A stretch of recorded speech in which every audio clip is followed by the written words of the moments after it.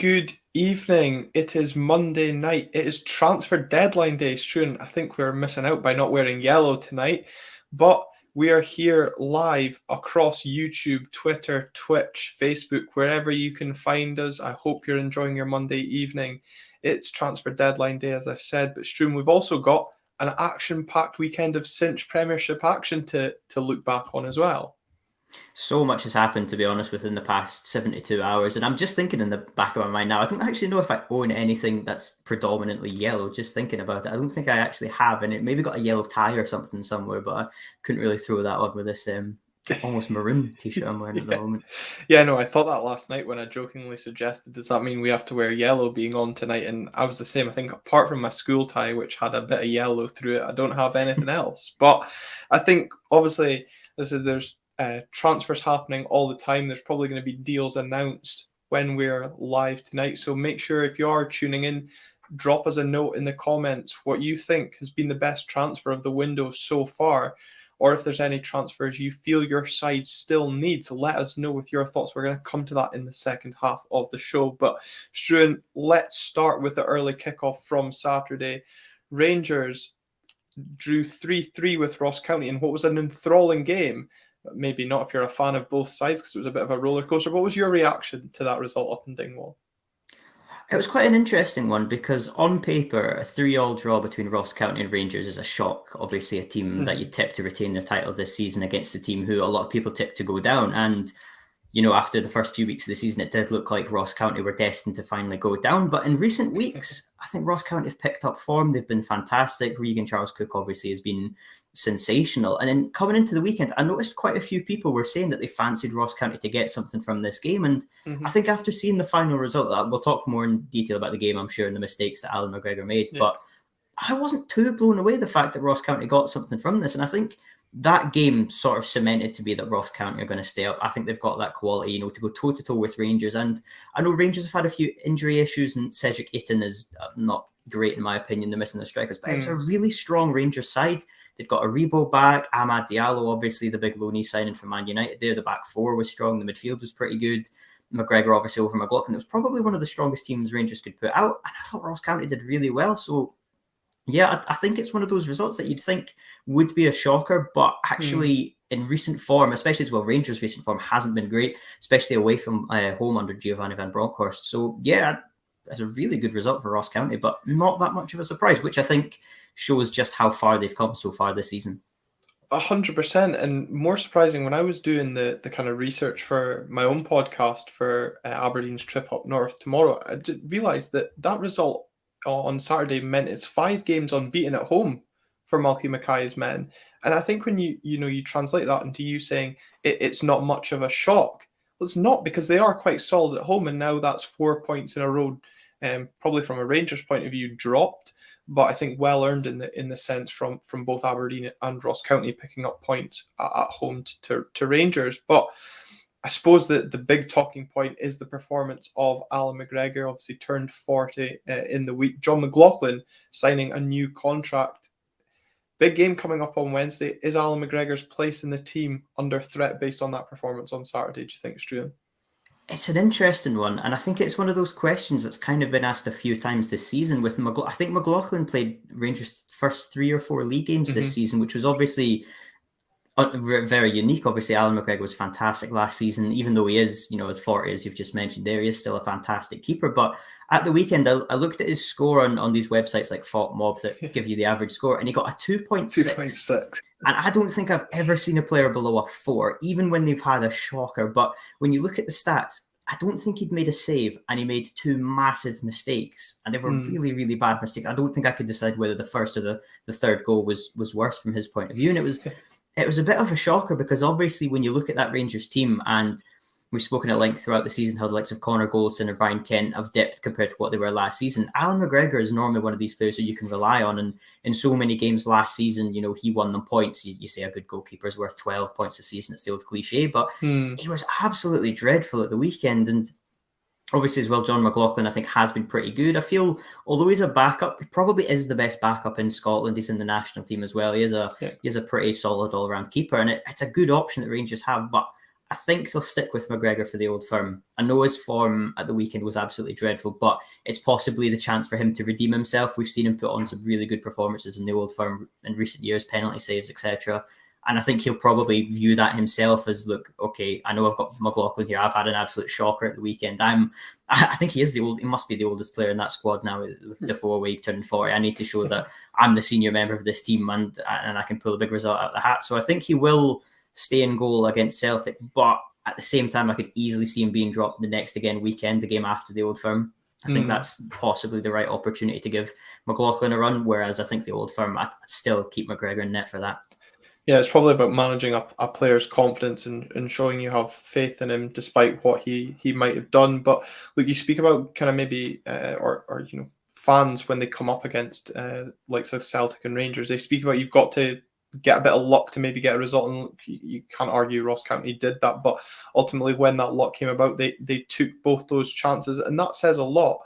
But just kind of another point on Rangers, Diallo made his debut and scored in the early stages.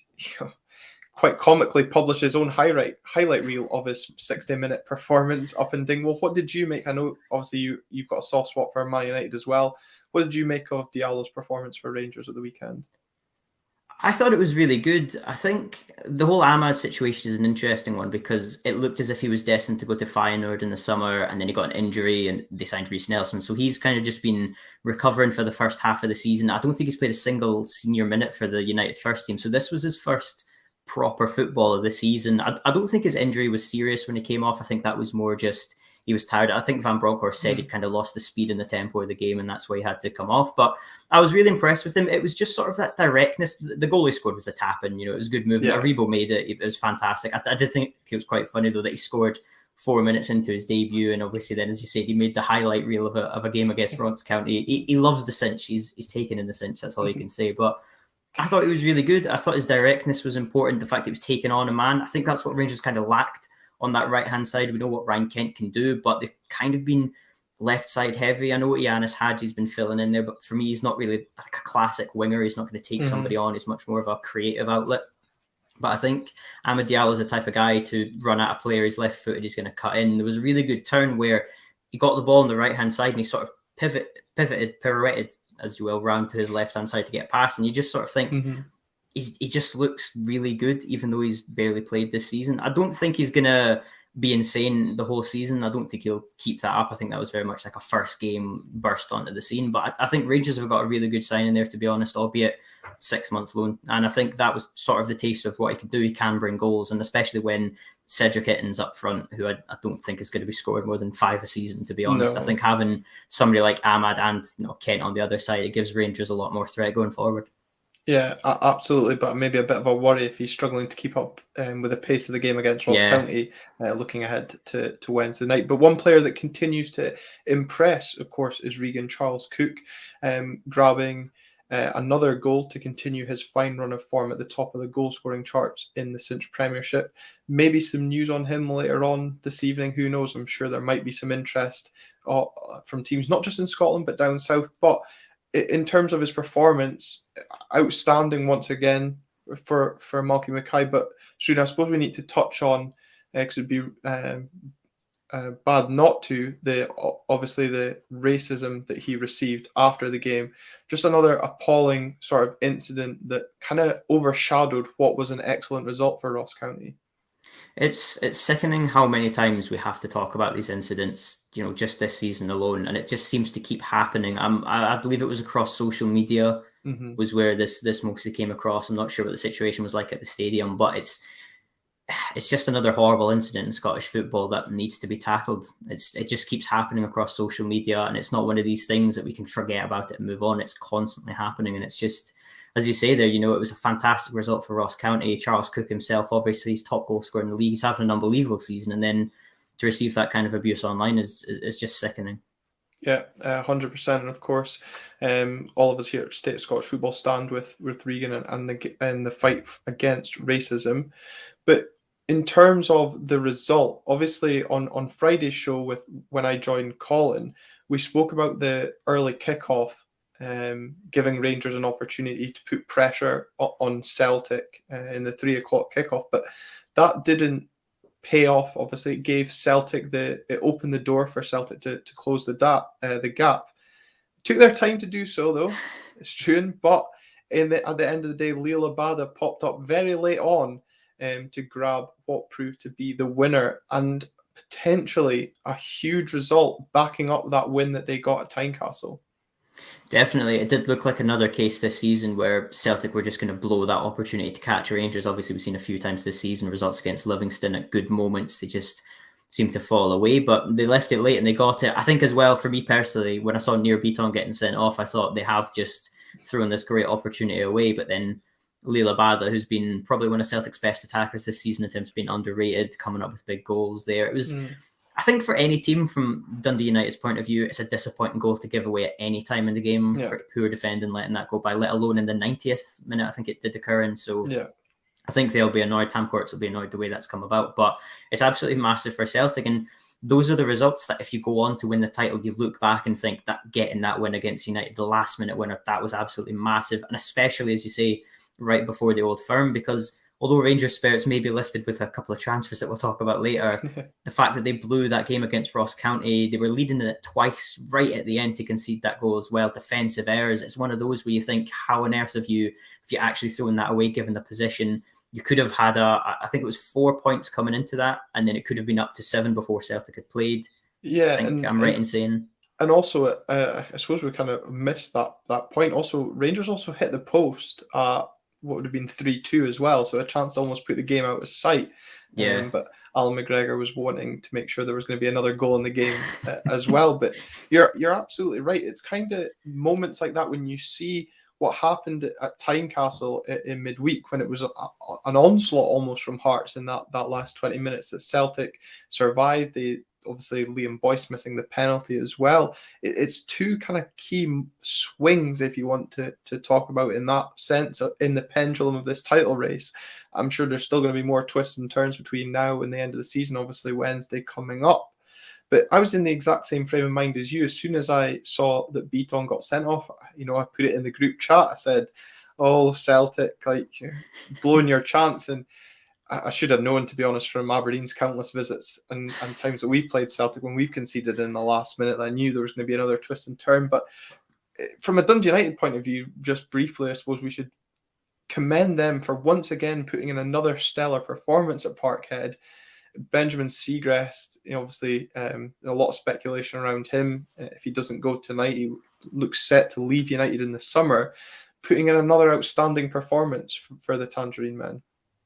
Yeah, he's probably, I would say, the most underrated keeper in the league, in the sense that quite often you see the attention going to Joe Hart, Alan McGregor, Craig Gordon. I think those are the three best. But for me, when it comes to picking the fourth best keeper in the league, I think you could easily have Siegrist there. I think he's fantastic. Last season especially, he was absolutely unbelievable. I think he picked up an injury at the start of this season, and there were a couple of rumours floating about that he was going to be out for the season. And instantly you thought, that's massive, that's going to be so costly for United. But obviously, thankfully for them, he did come back and he's been doing really well. I think he's had a few calls as well for outside shouts to get into the Swiss national team. They've obviously got a plethora of really good keepers themselves, but even to be in that conversation, I think has been impressive.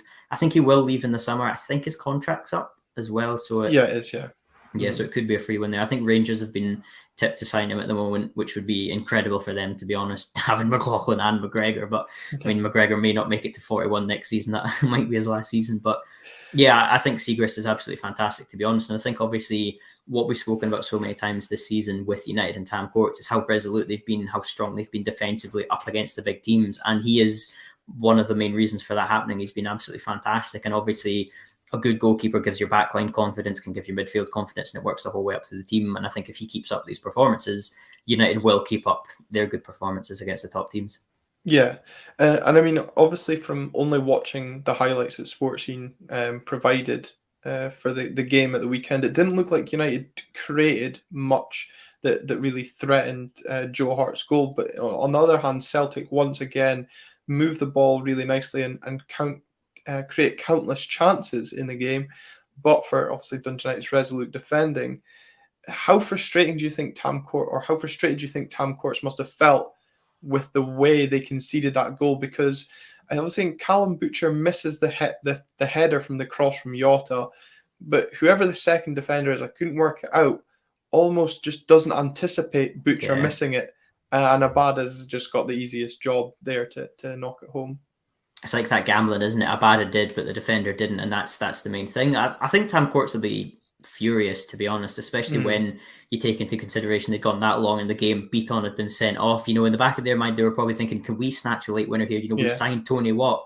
We signed, at the time, the top goal scorer in the league. Is this the opportunity? And I think it is, as you say, there are obviously not many teams can create against Celtic. I should say that beforehand. But I feel one of Dundee United's biggest issues this season has been that breaking down teams. And I've wondered how that's going to impact Tony Watt's game. Obviously, he's a fantastic striker, but he's going to need the service in that team as well. So I think that'll be one to keep an eye on throughout the rest of the season. But yeah, it's poor from United. I think any team in that situation as well would be annoyed to concede like that. It's just such a poor goal. And I saw a lot of United fans on Twitter were saying that, I know it's against Celtic and I know it's the last minute of the game, but if any team concedes that goal across the 90 minutes, you're annoyed because it's just such a simple switched off defending at that time in the game. It's just really poor from a United point of view. And I think Courts will be, I think he'll be annoyed, but at the same time, it's one of those performances that although you lost, you can be proud of.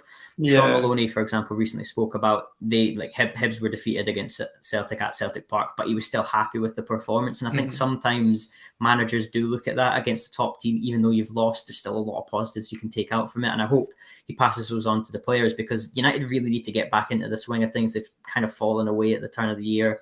And I think a result like that, if they'd gotten a draw, could have been massive, but they still need to take into consideration that they did put on a good performance.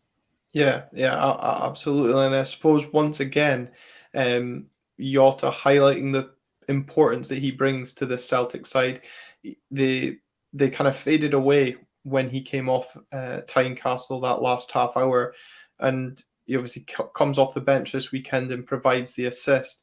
Just once again highlighting how important he is, not just to Ange and Celtic, but when they're missing Kyogo, he's that spark that can create something. Yeah, definitely. And I think that's one of the good things that Celtic have had this season are those options in the front line, is to have the multiple options. Obviously, we've seen the likes of Jota stepping up, as you say, they're without Kyogo Furuhashi. I think Abada has just been one of those players who, in general, has just been solid for Celtic. Obviously, he kind of came in right at the beginning of the season when there was still a lot of uncertainty about Postecoglou, what he was going to be like at the time. A lot of fans didn't even know who he was. Celtic were battling out in Europe. There were a couple of bad defeats, obviously the one against Hearts at the start of the season, and it really looked like Celtic were in free fall. It didn't look like anything great was going to happen, but Abada was sort of that shining light there. And then throughout the season, he's been really good. And I think when him on the right, Jota on the left, Kyogo up front, that can be a really strong front three, and the likes of Dyson Maeda, James Forrest, Giacomakis there as well. It looks as if Celtic, going from a very poor front line at the start of the season, end of last season, have now got 6 really good options there. And so long as they can stay fit, which is easier said than done for the Celtic team this season, to be honest. I'm surprised Abada didn't pull his hamstring celebrating the goal or something like that, to be honest. That wouldn't have surprised me in the slightest. But yeah, it looks like Celtic have finally got those options up front. And obviously that's what Rangers have had the past couple of seasons, a lot of firepower. And it looks like Celtic now have started to build that of their own. Yeah, absolutely. And sets up that huge game on Wednesday night. Another game, look, the action didn't stop on Saturday. There was lots of goals, and the next place for lots of goals was Easter Road. Struan, do you want to take this one away? Oh, okay then. Yeah, it was a really weird game. Hibs obviously took the lead twice within the first half and completely threw it away. It was a strange game. Just obviously the injury to Paul McGinn earlier on possibly upset the team, but it was just strange. Demi Mitchell scored on his first start. His debut was the game prior to that, but that was his first start. Easter Road scored, and that was pretty good. Chris Cadden's goal was definitely a cross. No chance he's meant that, but a good finish nonetheless. But then Hibs it was the same problems. I know a lot of people have had a go at Sean Maloney and the type of football, but to me, a lot of the problems are still there from what Hibs were under Jack Ross. You look at Matt Macey for the first goal. I think a lot of questions are now starting to be asked of Matt Macey. I think at the start of the season, he kind of finished last year quite good, but I think now a lot of people, as the season have gone on, have started to question him and say, is he actually good enough? And I think the more this goes on, it may become a bit more of a concern. the other goals as well, losing them from a throw in the midfield, Josh Campbell losing the ball. He's a young player, he's going to make mistakes, but at the same time, you think just pass it. You can't afford that much time on the ball. And then at the end of the day, it was just poor. You could see on the touchline, Sean Maloney just looked absolutely devastated at the way Hibs had started the match. They'd looked good, and then throughout it, they just crumbled away. What were your thoughts coming into this one from Hibs? Like, I'll go into Livingston in just a second, because obviously it is a good result for them. I don't want to make it out as if it was just bad Hibs. That's why they won. Livingston have been fantastic since the end of December. But from your point of view at the moment, what have you sort of made of Hibs under Maloney with this game in particular? Yeah, obviously we will come to Livingston. You're absolutely right. This game didn't go as I predicted on Friday's show when I said this game would be a 0-0, a tight affair between two sides that I thought would look to keep it tight at the back. But I kind of said to Colin on Friday, I see a lot of similarities between Sean Maloney and the Stephen Glass era at Aberdeen. In terms of Stephen Glass coming in as an untried and untested manager, and results not necessarily going his way, but the football is obviously changing, a different footballing philosophy. I think, Hibs looking to keep possession, pass the ball, stretch teams, similar to what Aberdeen are doing. Unfortunately for Stephen Glass, it took a while to get the results coming. He did go through that decent period in December, but then we're still kind of hitting that high levels of inconsistency, which is frustrating as a fan. And now I see that happening at Hibs, where you seem to be keeping the ball, doing some nice stuff. The Motherwell stats was the one that I remember seeing, but you didn't have a shot on target. Obviously, you've managed to do that against Livingston, but you couldn't keep the ball out of the net as many times as they could. So you didn't get the win. And ultimately, fans crave results. So when it's all well and good having good football, but if you can't get the results, you're going to get frustrated as a fan, I think. It's quite funny there that you mentioned the shots on target, because I actually remember saying to my mate when Chris Cadden's goal went in, I said, it's a shame that doesn't even count as a shot on target probably. So even when they're scoring, it's not a shot on target. But yeah, I really like that comparison, actually. The different style of football, obviously, it's completely different to what the previous manager was playing, and it will take time to implement that. It's one of those where you can't expect results to suddenly snap into gear after a couple of games. It will take time. But going on to Livingston, they started the season really poorly, and it didn't look like they could get a goal at all. But over December and coming into this year, I think they've had now 5 wins in their past 7 games, and I think a draw and a loss in there as well. Unbelievable turnaround from David Martindale's side. Like Bruce Anderson doing well, Nubly. What are your thoughts on the way Livingston have sort of transformed this season? Well, I was doing a preview for a Livingston podcast because Aberdeen are playing them on Saturday, and I think both of us, obviously, as fans of Hibs and Aberdeen, we've actually got to almost be looking over our shoulder at Livingston, because they'll have their eyes on the top 6. They're almost this dark horse for that 6th spot, maybe in the top 6, because you're absolutely right. They're going about their business very quietly and grinding out some really impressive results. That's the double over Hibs so far this season. Sorry to have to say that, but they deserve both.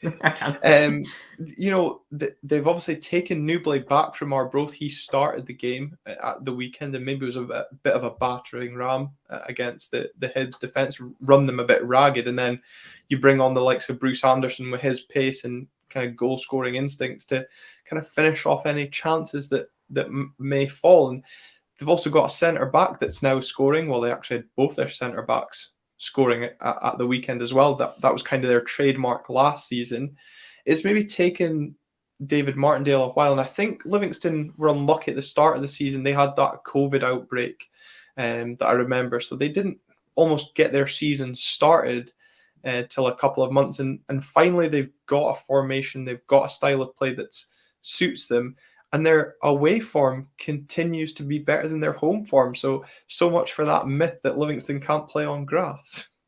It must be the Tony Macaroni's become the problem. Yeah. See, I look at Livingston and I do think, they've had a fantastic turnaround. And obviously there you mentioned Nubly coming back and the way the defenders are once again scoring. From Martindale's point of view, there were a few questions over his job, I think in around November time when the season was going well. But do you think he has now just shown his class that we saw last season, and just to say that he can be a top manager, and obviously they stuck by him, and Livingston's form clearly has turned around? Yeah, absolutely. And I think obviously the players are bought into kind of his vision and his style, and that fighting attitude. doesn't matter if folk are going to write us off, we'll continue to do what we think's best. But as I do say, I think probably that start to the season maybe gave Martindale a bit of leeway because of the COVID issues, and the team wasn't fully fit at that point. But fair play to the board for continuing to have the faith. They obviously don't have the biggest budget, but they've got a big heart, and they continue to fight for every point. And we've probably got to be looking over our shoulder for how they continue to improve. Definitely. I think that sums it up best, to be honest. At the start of the season, it looked like they were going to be in that relegation zone, and now all of a sudden they're pushing for the top half and the top 6 places. It's a complete turnaround, and it's kind of what they did last season. It was kind of around winter time where Martindale got the job and they went on that incredible run. And again, it's almost a bit of a slower start, and then they've hit form at a really good time, and it's paying off for them. Yeah. Absolutely. And another team that had a good result at the weekend, of course, was Hearts, continuing their fine form at home. And Motherwell's poor away form continues to hurt them in that race for a third spot. Do you feel, Struan, that result for Hearts almost secures third place for the Jambos? I think it could, and I think they could cement it with a derby victory coming up this week. 10 points may not seem a lot, but at the same time, other than the old firm, I don't see a team who are going to beat Hearts this season or possibly even hold them to a draw. They're that good.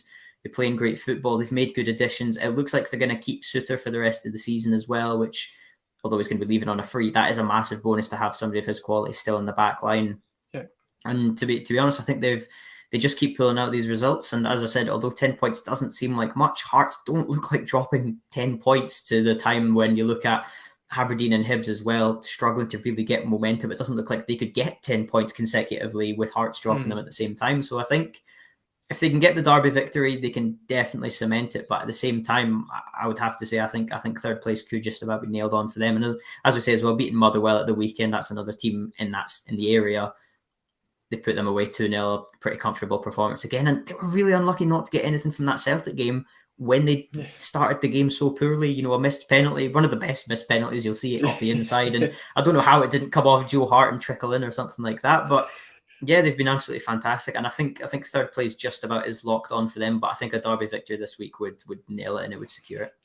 Yeah, and I said that in a group chat that I've got with my friends that based on the results of the weekend, as an Aberdeen fan, I don't think Aberdeen, who obviously want to get into the top 4, probably hope to get third. I think that just takes Hearts way out of Aberdeen's zone for catching, and probably we might even see it turn into a bit of a 3-way fight between the likes of Hibs, Motherwell, and Aberdeen. For that 4th spot. But of course, St Mirren and Livingston fans might be having their own opinion if they want to continue their upward trend as well. I thought you were about to say a 3-way title race there with Hearts going up them, because you could actually make the point that they'd be closer to the top 2 than they would be to 4, 5 and 6, which could happen, to be honest, this season. Absolutely. But I think, the kind of point you said about teams not being able to maybe beat Hearts like toward the next stage of the season, the problem is for teams trying to catch Hearts, they keep beating each other and no one can almost go on that run to catch them. But Hearts, Andy Halliday, it's 2-2, a reformed player kind of playing further up the park, and Ellis Sims getting a goal on his second appearance at Tynecastle. Encouraging signs for the Jambos again. Yeah, definitely. As you say there, Andy Halliday's been one of these players who is quality, but a lot of people always just sort of slag him off and say he's a bit more of a podcaster now than he is as a player, but he's always had that quality. But I don't actually know what his natural position was. If you were to ask Andy Halliday, what position do you play? I don't know what answer you'd get, because you could get left back, holder midfield, wing. As you say, now he's been playing in a more advanced role and he's doing really well in it. So I think he's a fantastic addition, and he's one of those signings who I think Hearts have done great business over the past couple of years. I think he's one of those who you would say is definitely one of the better ones, even though it doesn't seem like it, even though he's sort of in the background, he can come on, he can put on a shift. And obviously, as you say now, he's doing really well. So yeah, I think it's all positive signs for Hearts, really. And that's sort of what's gone well for them this season. It's even when they've had to rotate, even when Boyce hasn't played, the likes of Woodburn have stepped up. And I think that's just what the side have done really well. Even though it looked as if Suter was going to Rangers in January, a lot of Hearts fans were kind of okay with it. And they were saying, we've got options. Smith can come in. Atkinson's obviously come over from Australia, which sorts that issue out there. And I think that's that depth that Hearts have been building. It looked like Cammy Devlin and Benny Beningame were that set in stone midfield. But even when Beningame got injured, Haring's come in and they've made changes there, and it's worked quite well. So I think the way Hearts have been rotating has been fantastic, and they do have that depth. Again, I think when you compare it to Aberdeen, Hibs and Motherwell around the same sort of competing for third, I think Hearts' depth is the best, to be honest. I think they've got the best quality throughout at the moment anyway.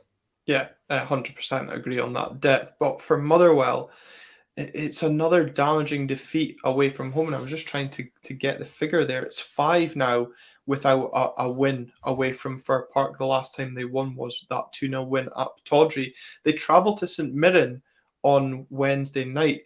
That now becomes a massive match for Graham Alexander's men, not just to try and get that momentum back, obviously, as we're touching on here, European ambitions, but probably psychologically, in terms of playing away from home, they need to get over this kind of issue that they've almost seemed to have now.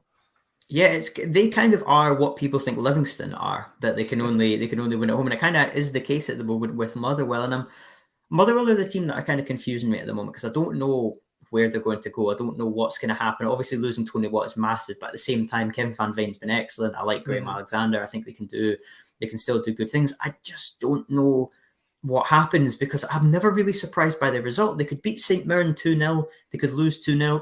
I don't think it would really change my view. I'm so confused. I'm struggling to know what's going to happen with Motherwell. Like I said, I like the side. I don't know what direction they're heading in. But as you say, it's a massive game at the weekend. And if they can get the win, it could be massive. In the back of my mind, I think they could still finish above Hibs and Aberdeen if they keep playing good at home anyway. If they can pick up some away results, it could be massive. But equally, I could see them drop out the top half. It's a really tricky one. But as you say, it's a result-driven business. If they can beat St Mirren, it could be absolutely massive. Lose that one, and who knows what would happen. Yeah, it's obviously 2 games without a goal as well, so they'll be looking to Kevin Van Veen to get back on the goal trail as Celtic at the weekend as well. So again, probably an important game when you look further on the fixtures that they've got coming up, with Scottish Cup and a trip to Tannadice after that as well. So I think Dave, the fellow State of Scottish Football contributor, called them a Jekyll and Hyde team, and they're kind of living up to that billing just now. Yeah, definitely. It's a really interesting one with Motherwell. As I said, I just can't put my finger on what they're going to do or what's going to happen with them next. But as you say, it's a difficult one. I think Dave summed it up pretty well there as well, to be honest. Yeah, and I suppose that that was the only 4 games that we had this weekend. Obviously, Storm Malik accounted for Aberdeen, St Johnstone, and Dundee, St Mirren. Games that probably for fans like myself were glad to be called off, because they weren't exactly going to be exciting affairs. But exciting affairs are certainly happening this evening. It is, of course, transfer deadline day. We have said if you have any thoughts on transfers, let us know in the comments below what you're thinking the best transfer of the window. Struan, you said you can't put your finger on what's happening to Motherwell. I bet you couldn't put your finger on Aaron Ramsey signing for Rangers in a January transfer window. I was stunned, to be honest, because it came out of nowhere today, and Aaron Ramsey is one of these players who looks like he's going to have left Juventus for 2 seasons now since he signed on a free from Arsenal. But one of the biggest issues has been, he's on 400 grand a week. And the teams who he's been linked with have been really good teams throughout England. The likes of, I think Arsenal have been linked a few times with him coming back. I think likes of PSG have been thrown into the hat as well. But recently, obviously, it's not quite happened. I think the 4 teams in discussion that I've seen in this window were Newcastle, who seem to be buying absolutely everybody in England, Burnley, Wolves, and Rangers. And I just sort of swept Rangers aside because I thought he'll go back to England in the Premier League. He's on 400 grand a week. But today, Fabrizio Romano came out and said that's one of the options. And as the day went on, it seemed more and more was coming out. And then it's not been announced by Rangers, but it's effectively been confirmed. I think the Atletico said it. Romano said that the here we go that he says to confirm transfers. So it's absolutely massive. And I can't believe Rangers have signed this. It's one of those players that you just brush off and say, there's no way he's coming to Scotland. He's on 400 grand a week. He's not coming to Scotland. In our group chat, we were kind of laughing about it today, saying, this won't happen. And then as the hours tick on, you're thinking, nah, it might. And it's happened. And what a signing from Rangers. There is a chance he could flop. He's not actually played much this season. He's had a lot of injury doubts. His injury track record recently has been pretty poor. But at the same time, think about the quality that he has had internationally. Coming from Juventus, he was great at Arsenal, obviously handpicked by Arsene Wenger. He was fantastic. And I think if he can perform well, he could be sensational, because that sort of creative midfield role that Rangers have had mostly been Scott Arfield. Aribo's kind of doing a bit more going up front, and Arfield, I think, is 33 now. I think he's also retired from Canadian national duty, so obviously he's not performing quite as well. Bringing somebody like Aaron Ramsey in could be, it's one of those transfers that you say that could be the difference. If he starts making these late runs into the box, if Cedric Itten's up front, you're going to need goals from somewhere else. It could be him. He's got the experience, he's got the quality. It's unbelievable, and I think certainly on paper you'd have to, before we see him play, that is, it could be another Joey Barton, Shane Duffy for all we know. But I think before you see him play, you'd have to say that's one of the best signings of the January transfer window by far. I've seen a lot of Rangers fans saying it's the best one that they've made in a long time, because as well, Rangers transfer business, I think, has actually been quite poor over the past few years. They haven't brought in many first team players. Quite often they're bringing in people who are going to sit on the bench and not actually improve the first team squad. Like when you look at the 11 from the weekend and the team that won the league last season, a lot of them had been there for 2, 3, 4 seasons already, had been there for a while, and it kind of built up. Nobody had really come in recently, and it seems like over the past few windows they've been doing little deals here and there that are just going to improve the depth. But this January, obviously, Suter's going to come in the summer. You'd imagine he'd walk into the starting 11 if Goldson leaves as well. Amad Diallo's straight into the first team on the right, and then Aaron Ramsey as well, the right back, who we'll touch on in a second, from Poland. They've done some pretty good business, to be honest, and I think Aaron Ramsey is the cream of the crop. Yeah, and it's, I think Colin said in our chat today, it's almost Rangers are showing their hand first in this title race. And obviously we've been asking for your comments, and who really cares? No, that's not not my thought on the signing, but it is the YouTube user saying Joey Barton Mark II, kind of touching on your point there, Struan. And Scott Howe saying it would be Rio Hatate and Dyson Maeda are probably the best signings so far of the January transfer window. Of course, obviously the Aaron Ramsey deal hasn't been officially confirmed for Rangers, but by all accounts looks set to be so. And Struan, you are right. The one transfer that Rangers have confirmed so far is Matthieu Zukowski, the Polish defender coming in, and probably based on the weekend's performance, an area of the pitch that they needed to address. Yeah, certainly. They need to improve that defence at the weekend. As we saw, it's been very poor.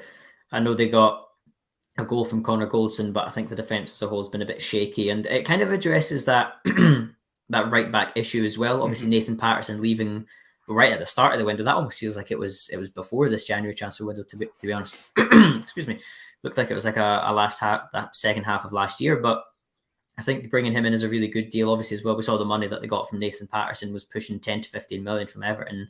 Fantastic business there. And I think I'd be honest, I don't know anything about this player who's come in. I don't know if he's going to be a sensation, if he's going to hit the ground running. But again, they've addressed an issue in their squad pretty quickly. In the same window they've let Patterson go, they've brought him in. And I think that is just showing how efficient that they're being in the transfer window at the moment. They're not letting that become an issue. They've noticed that the defence is poor.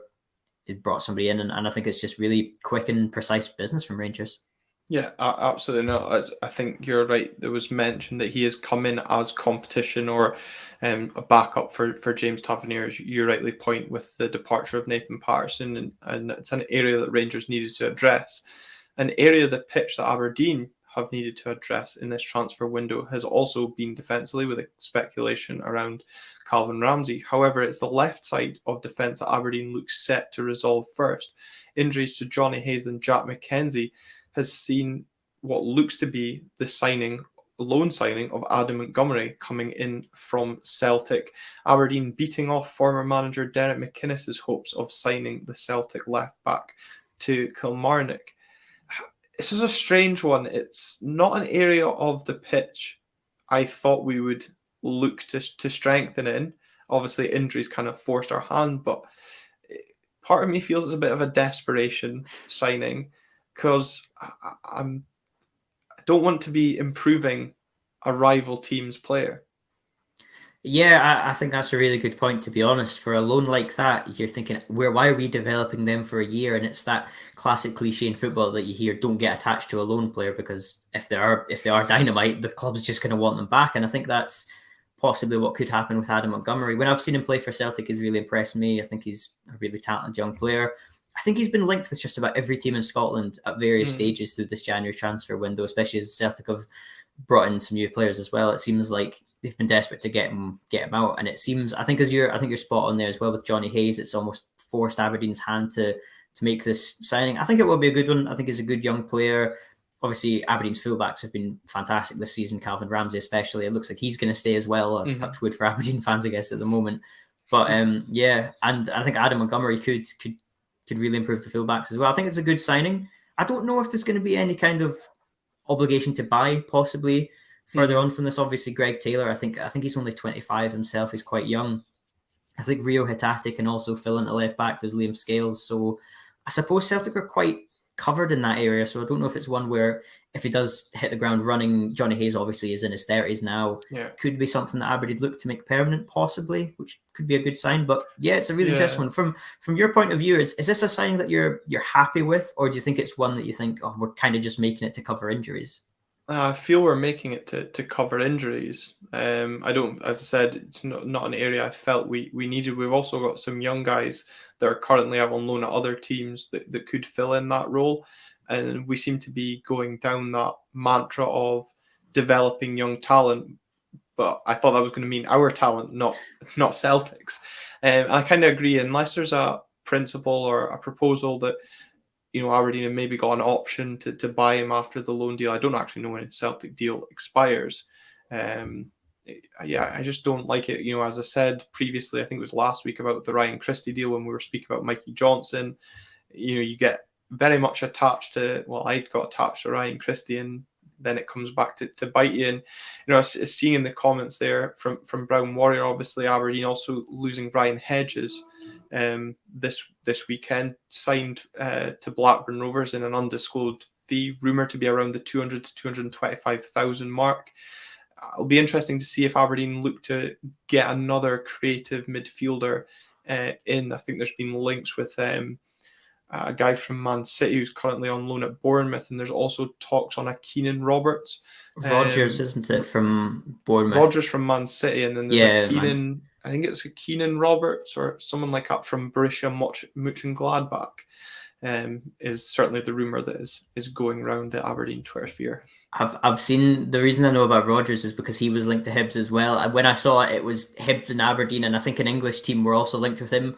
And it was just another one of those, you read the title and you think, oh, Aberdeen beat Hibs to the signing of, I can't remember his first name, that's really bad. It's Rogers, obviously, he's been on loan at Bournemouth from Man City, and it was one of those where I was a bit hesitant to really get into. But yeah, I did think Aberdeen were going to bring in another forward this season. I think a lot of the issues have been getting the goals. Obviously, a lot has relied on Christian Ramirez, and as you say, Ryan Hedges leaving it sort of made it more predictable that forward should have come in, but obviously that's not happened now. Austin Samuels, I think, went back to Wolves, didn't he? He's signed for Inverness. He signed for Inverness now. Yeah. There you go. There, that's definitely not worked out for Aberdeen. So yeah, it's an interesting one. It's one of those where you thought they would bring in somebody up front, but who knows? Can Adam Montgomery fill in on the left wing if need? Well, it's funny you say that. Actually, I pointed out that Adam Montgomery's already got an assist for Aberdeen this season because he couldn't jump high enough when he was on the post for the Lewis Ferguson header at Pittodrie, only for a very quick-witted Celtic fan to reply saying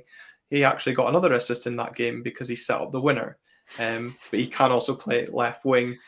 So maybe we will see if the likes of Jack McKenzie does get back to fitness. Maybe we will see him push further forward.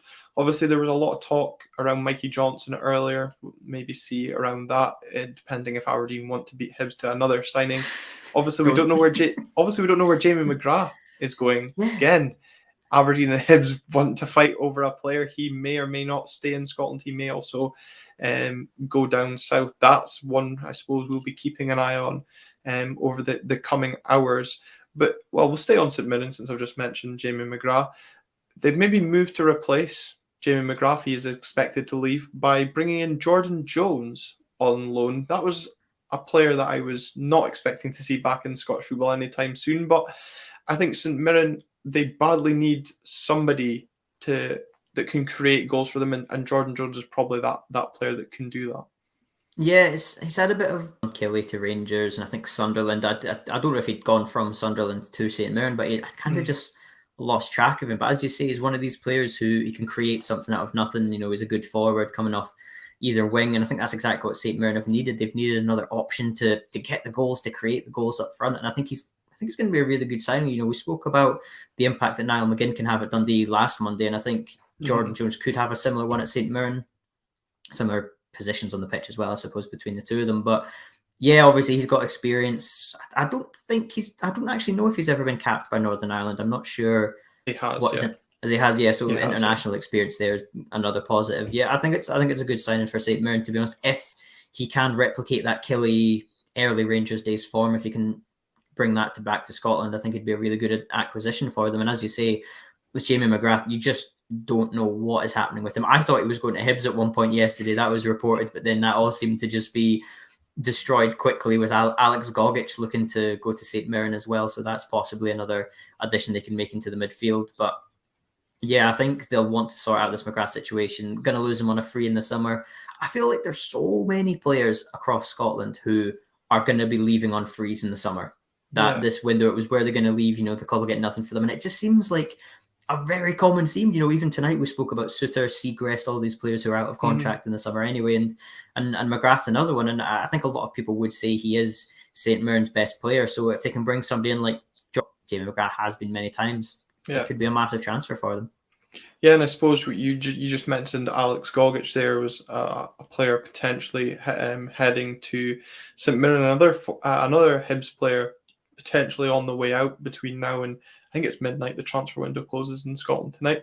Is Scott Allan, again, St Mirren being rumoured as a potential destination for Scott. Do you think St Mirren would be a good fit for him? Or I don't think Dundee and Kilmarnock have also been linked with the signing of him. Where would you see him suiting most? It's an interesting one because he went to Cali last season and I thought going to the Championship would be a good move for him, but it didn't really come to anything. And there's so many times a lot of Hibs fans will still say he's one of the best players in the team and he can be that creative spark. One of the biggest criticisms of Maloney's team has been the lack of creativity, and a lot of people have been saying, get Scott Allan into that midfield. But you think with the signings of Ewan Henderson and some other ones, obviously Dylan Tate, who has gone to Killy, it probably would be time for Scott Allan to move on. I'd quite like him to go to St Mirren. I think he'd be a good creative outlet for them. Obviously, with Jordan Jones coming in, there's an outlet straight away there. It could help Eamon Brophy, who has more goals than I thought anyway last Monday, as we discovered. And I think with McGrath going out, it'd be a really suitable replacement to sort of fill in that same creative number 10, bit of an 8, advanced 8 sort of role. I think that could be a good one for him. I don't want to see him go to Dundee.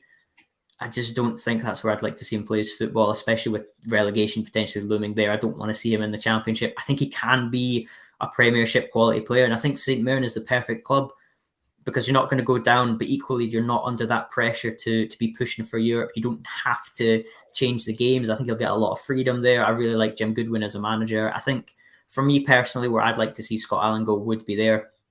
I don't want to send any more players to Killy. I think Hibs have sent enough to Killy already. That's Derek McInnes has had enough from Sean Maloney so far. That's out of the question. But at the same time, I saw an interesting point on Twitter, actually. I think it was Twitter, or I might have been a group chat, where somebody said if he'd gone to Killy, he might have a better chance of being in the Premiership next season than Dundee, because that could potentially be the playoff game. It could be Killy versus Dundee, and it's an interesting one there. So from Scott Allan's point of view, that almost could be in the back of his mind. It's a little bit like the way Ryan Christie went to Bournemouth. Some people were saying, why has he gone there? But equally, it's a massive chance to go to the Premier League next season. So it's a really interesting one. I hope wherever Scott Allan goes, it works out for him. I think he's a really talented player on his day, and I think he deserves the right move. Yeah, it was actually yourself that mentioned that around the Niall McGinn deal last week when we were speaking about him. I'm just noticing, obviously a few people in the comments mentioning players coming in, and I don't know if he's any relation, but Mark Shanklin saying, anyone notice who scored in the last two in Belgium? Lawrence Shanklin finding a bit of form. Obviously hadn't played for much recently over there. I wonder if there'll be teams in Scotland maybe thinking about a wee deal for him, maybe late bids or looking ahead to the summer. But going over to Tayside, Kevin McDonald obviously left Fulham. I think he had a bit of a health issue. Looks set to maybe get a deal with Dundee United, and Dundee doing a bit of business, getting Zach Rudden in now, and obviously signed a pre-contract earlier in the week, and Alex Jakubiak going the opposite way to Partick Thistle. Good moves possibly for the Dundee 2 teams there.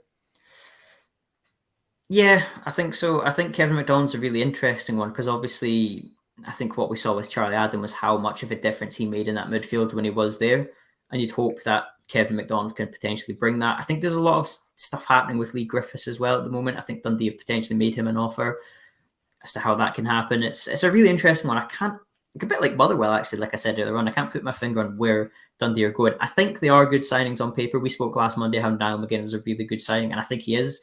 As for the other ones, though, I think they could be quite hit or miss. I think they would be more hit, though, and I think it could be that difference to keep them up above St Johnstone, at least from the guaranteed relegation spot. So, yeah, James McPake's got a big job on his hands. As we said earlier on, they could suddenly pull off Scott Allen, in which case, it'd be a fantastic window from Dundee. But, yeah, it's definitely one to keep an eye on, is to see how these changes can, how these signings can change the team, how they can impact the team. Yeah, and Dundee United signed somebody from Arsenal, and I can't find the name of the person. I know Dave mentioned it earlier in the chat. So they've obviously looked to replace Giando Fuchs, who left over the course of the weekend, Friday, I think it was, when he went to Peterborough. And I've seen another comment here about a player Celtic have let out on loan as well, Ozazi Uroagide. Is that the centre half? I think that's centre half they brought in the summer. Yeah, I've probably butchered his last name, so apologies on that. But he's gone to Ostend, obviously, where Jack Hendry plied his trade and was successful as well. And I suppose Celtic fans will probably be keen to see a resolution to Jota. We've spoken about the impact of him, but of course, he's only there on loan just now.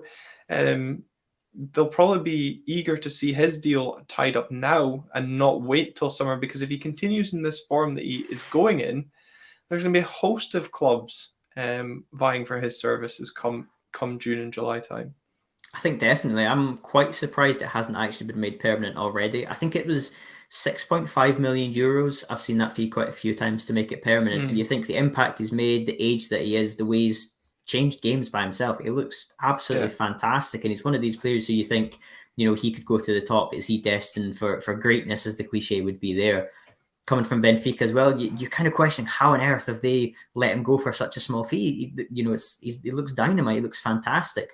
But as you say there, the longer that goes on, the more other teams, I'm thinking, championship teams in England might be thinking, oh, there's a really good player, we could take something like that. Even teams in the Premier League, maybe back in Portugal, abroad in Europe, he's one of these players who I think could get some fantastic moves. And I don't also know, even if Celtic are going to sell him, it could make sense to buy him. You look at the way that Ostend, just mentioned them 2 seconds ago, used Jack Hendry. Obviously, they bought him permanently, and then a few days later, they sold him to Club Brugge and made the money. That could be, as a shame as it sounds, Celtic could sign him for, what was it, 6.5 million that was rumoured, and sell him for 15, 20 when you think about the likes of what Odson Edward, Nathan Patterson have got recently.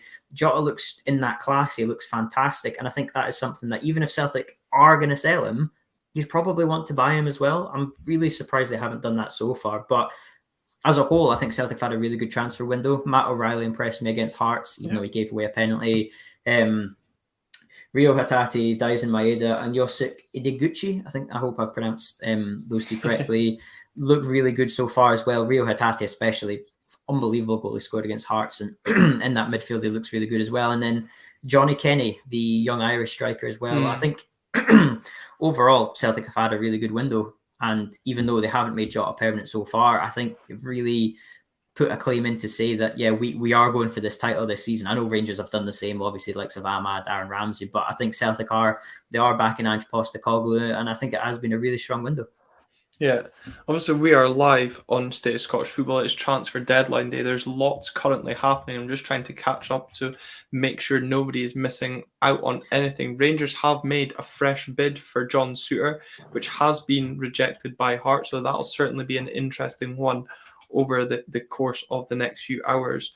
And it's also been rumoured that Rangers are not breaking their wage structure in the signing of Aaron Ramsey, although I did quite like how one of my friends said Juventus will now have the third highest wage bill in Scottish football as a result of this They signing. probably will.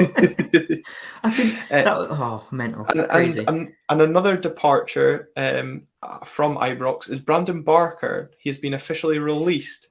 And Struan, I can see the fear in your eyes. Despite Kobe in our group chat saying he should be heading to Turkey, don't think that. I'm going to assume that's got something to do with his hair, but read into that what you will. Rumours potentially around him moving to Easter Road. I'm praying it's not up to Pataudry. Please steal this one if you're ever going to do it again. You do it so often, just do it again. Yeah, this is probably the one signing that I'm hoping Hibs beat us to. What would be your thoughts on signing Brandon Barker if you haven't already, for those watching, got the vibe around it? I try to be really upbeat whenever signings get made, and I'm going to be that now. I know I'm joking about it there, but without Martin Boyle, you could see it against Livingston at the weekend. Hibs sort of lack that dynamic player, somebody who's got the pace to run at people, somebody who can change a game. And I think that's potentially what Brandon Barker can give them. And with the current options, I don't know if there's anybody else that's going to come. I don't know if Hibs are going to be able to make a signing at the end of it. It possibly is like, if that's the best you can get, you might as well take him. And I kind of am coming around to that viewpoint. He's going to be available on a free contract termination at Rangers. If you can't get anybody else, get him on a 6-month deal, at least till the end of the season. Hibs clearly need another forward. It's no shock, no surprise, no secret that they do, especially with Scott Allen potentially leaving as well. I think Elias Melkerson looks a really good player. Brunar Hodge, who's just signed as well, been announced today. He's going into the development team. So Hibs are lacking options up front. Brandon Barker might not be the best. I don't think he was good for Hibs the first time, but equally, he could potentially change the season. He could get a bit of form. He's still quite young. I think he's only about 25, 26. He's now a league winner with the Rangers. He's won a league title, so possibly he's a changed man. He's a much better player now, I'm hoping. But as soon as I saw the contract was terminated, I did think in the back of my mind, especially with the rumours floating around earlier on today, that Hibs were interested in bringing him back. I think it could definitely happen now. I think that's one that could happen. Although Aberdeen could come in at the last minute, as we mentioned there. Johnny Hayes' injury, if Adam Montgomery doesn't happen, Aberdeen may be forced into buying another forward. Yeah, well, I'm just hoping that maybe he just enjoys life down in the Central Belt and just wants to stay there. That's fine by me. Obviously, you touched on Runar Hug signing for Hibs development. Not obviously, well, he is related to his brother who plays for AC Milan. An exciting signing for you, that one? Yeah, it's definitely an interesting one. It's kind of the same as Elias Melkerson. They're coming over from the second tier in Norway with a lot of reputation, a lot of praise. It does look like they've got what it takes, both kind of forwards. I think Brunar can play on the left wing, the right wing, and midfield. He seems to be quite a bit of a dynamic player in that sense, so that's good. And it could be really good scouting, because obviously Hibs must have looked into these players as to what they were wanting. It's definitely one that I'm interested in. Obviously, Hibs need the improvement. I don't think he'll play Brunar, certainly. I don't think he'll play for the first team this season unless there are that many injuries, or if he sets the under-21s on fire, if he's incredible. I think that's potentially the only way he'll get into the first team. But yeah, it's definitely an interesting one. I like the signings. I quite like these, signings you haven't heard of before, younger players coming through, the potential that they could have and what they could do to the team. So it's definitely one that I'm going to keep an eye on, but I don't expect too much to come of it this season anyway. It's definitely a long-term signing.